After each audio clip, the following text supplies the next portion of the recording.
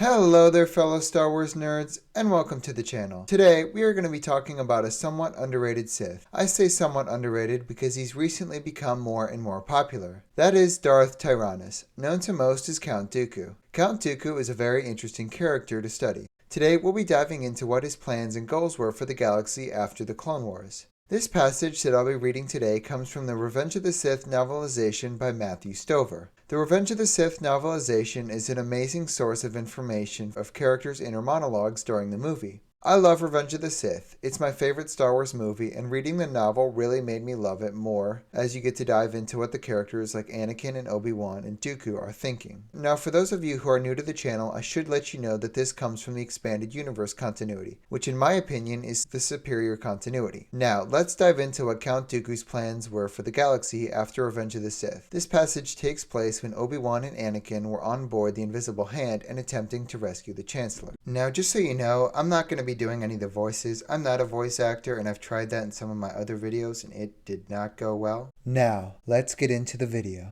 "It will be," he said slowly, meditatively, as though he spoke only to himself, "an embarrassment to be captured by him." The voice that answered was so familiar that sometimes his very thoughts spoke in it, instead of his own. "An embarrassment you can survive, Lord Tyrannus. After all, he is the greatest Jedi alive, is he not? And have we not ensured that all the galaxy shares his opinion?" I'm gonna interject for a second, but I think it's really interesting to see how Palpatine painted Anakin in such a positive light. We can clearly see a glimpse of what he had intended for Anakin to be in the new Empire, and one of the reasons his burns and injuries were such a disappointment to him. Anakin was the poster boy for the Jedi, and his popularity was supposed to help Palpatine in his new empire. Now, getting back to the novel.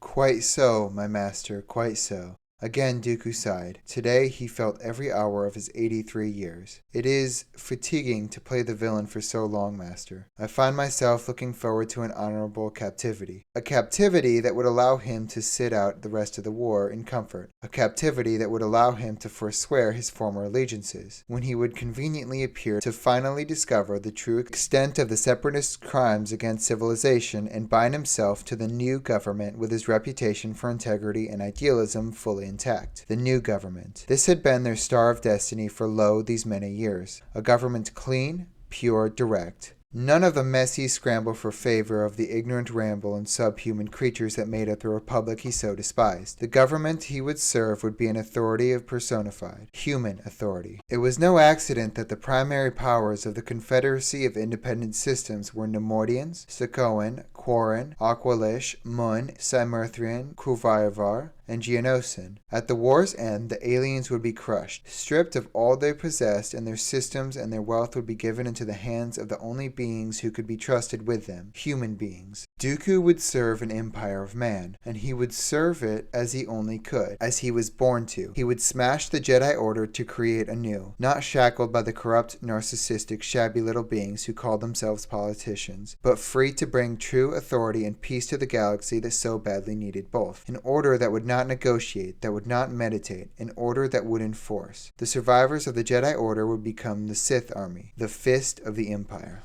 And that fist would become a power beyond any Jedi's darkest dreams. The Jedi were not the only users of the Force in the galaxy. From Hapes to Haran Kal, from Kiffer to Dathomir, powerful Force-capable humans and near-humans had long refused to surrender their children to lifelong bound servitude to the Jedi Order. They would not so refuse the Sith army. They would have no choice. So there we get a look at what Dooku's plans were after the Clone Wars. He was going to get captured by Anakin and Obi-Wan and pretend that the Separatists had tricked him and quote-unquote expose them, and then build an army of mostly human Sith in Palpatine's new empire. Now, a lot of people don't know this, but Count Dooku, like Palpatine, was xenophobic and had a hatred for alien species. I thought his idea for a new order similar to the Jedi Order with all human army was interesting. Not that I agree, obviously, but I think it would have been interesting to explore. Maybe in some sort of alternate timeline comic or something. Imagine a Sith army run by Dooku and Palpatine, and Anakin. That would be pretty crazy. The idea of the Sith army definitely goes against the rule of two and would have changed the system that the Sith had been using for over millennia. Sure, Dooku and Palpatine would use Dark Jedi like Ventress and Quinlan, but an entire army of Sith was something completely different. Now, obviously, we we know what happens afterward. Palpatine betrayed him, but his idea for the galaxy would have been fascinating and terrifying to see. I might make a video on it eventually, but it's interesting to note that Count Dooku was originally supposed to let himself be captured. Now, do you think that Anakin actually won the fight with Dooku, or did Dooku let him win?